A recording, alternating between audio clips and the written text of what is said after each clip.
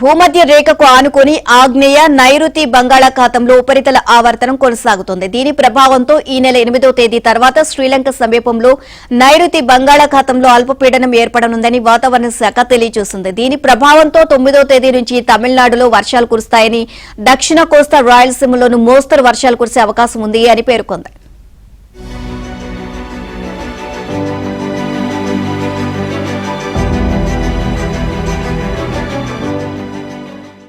నైరుతి బంగాళాఖాతంలో అల్పపీడనం ఏర్పడనుందని వాతావరణ శాఖ తెలియజేసింది. దీని ప్రభావంతో 9వ తేదీ నుంచి తమిళనాడులో వర్షాలు కురుస్తాయని, దక్షిణ కోస్తా రాయలసీమలోనూ మోస్తరు వర్షాలు కురిసే అవకాశం ఉంది అని పేర్కొంది.